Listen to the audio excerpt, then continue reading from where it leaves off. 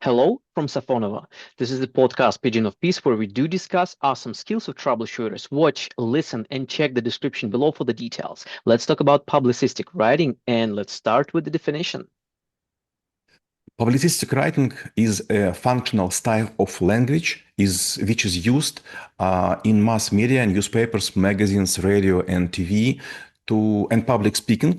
It's primarily used to influence public opinion, interest current events, and convince the audience in specific viewpoints.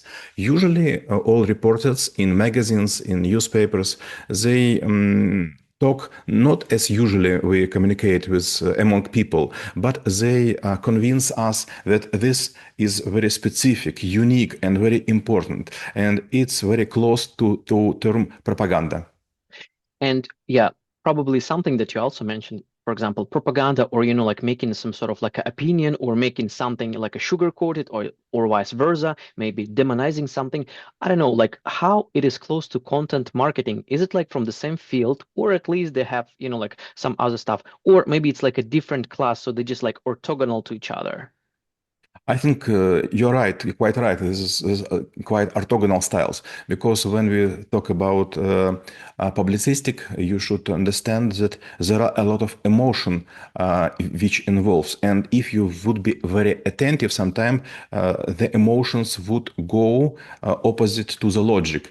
Something would be very blown up. I don't know. Is it okay to say надутый? Blown up, yeah. Something would be blown up and something would be pressed to has a less meaning.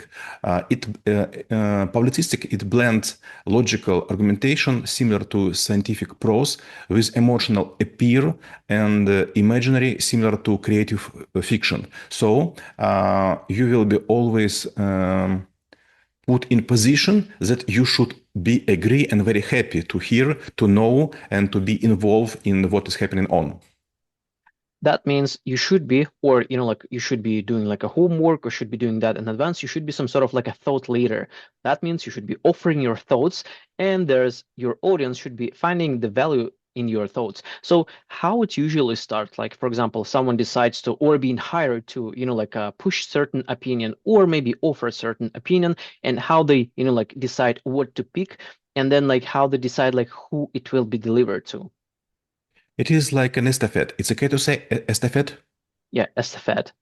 It's like an estafette. So it was happening like maybe 80 years ago, and each new person which is going to broadcast something or to write down will see how predecessors do it, and then would just make became a copycat. So everyone is going to be like infected by previous writers, previous reporters, and they use the same techniques because those techniques designed for a broad, non-specialist audience in favor clean, direct language and avoid something which is very complex. And also those kind of information given should switch off our brains, just consume and smile.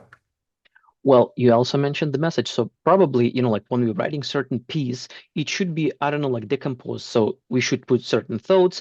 I would probably compare it maybe with the sandwich or the hamburger. So how exactly we should treat it and how exactly, like what kind of should be going there. And again, knowing our audience, we probably should know, okay, we're still gonna serve meat to a vegan, but we probably, like maybe add something that would remind them about green stuff, yet they would still consume something. So again, how do we serve the message? Like, what is the insight? You already used the term which I like a lot, sugar coating, or another way, it's moral coloring, I guess. So authors often use emotionally charged words and subjective adjectives to convey their personal stance of a topic. So everyone should understand that it is very important and it is will influence in life of many people. So you should be aware of, and you also should be part of it. And well, actually, here is another thing. Sometimes it's also could be about the flexibility. For example, let's say I'm saying that, hey, I'm actually the fan of the green color. Apparently, I decided, like let's say black or maybe, like purple color is the best one for a certain logical reason. So whether it's okay in publicism to actually change the position, like if like you been hired to, well, I guess that probably here the answer is more like no, because it's like a job that you need to do, or like you more like on the freelance, you express your own opinion. So how about with the flexibility? Because even though if the author is flexible, the audience might be not that receptive. Yes, but in this case, we will use a so-called window of overtone. There is a special term which explain how we could convince people with very short angles, which will switch like daily or like weekly. So if something is very unacceptable for audience, it should be pronounced, and then it would be explained from different points, and sometimes it would be given as for someone, bad is good, and for someone, good is bad. So people should start to hesitate, and then smoothly they will be moved to the position. Okay, it could be sometime in any in some given point of time and maybe on another planet. But after several articles or maybe reportages, people would think, okay, yes, I could imagine that some people maybe on the remote continent or remote country, they just use it. Let's compare it with eating dogs in Korea or eating cats in Peru. Usual people would say, oh, what is disgusting habit? But after they will explain, okay, but you also eat some kind of food which is not acceptable in other countries. For example, Italian people, they do not know how we eat our backward or black porridge, гречка. So they couldn't even stand with the smell. Well, I do believe it's also funny that, like we enslave the chicken, but no one says nothing about that one. So, and if we look into the mediums or the platforms, because, like the message should be delivered to certain things, whether it should be like newspaper or the website or another authoritative source.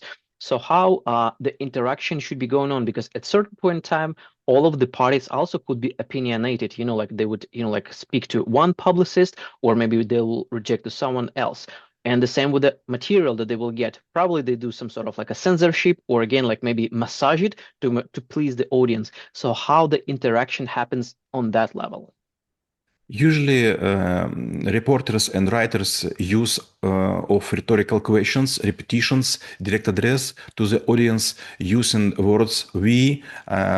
So all people should be involved in everything, and also they use metaphors to make content more persuasive and more close to the people's opinion.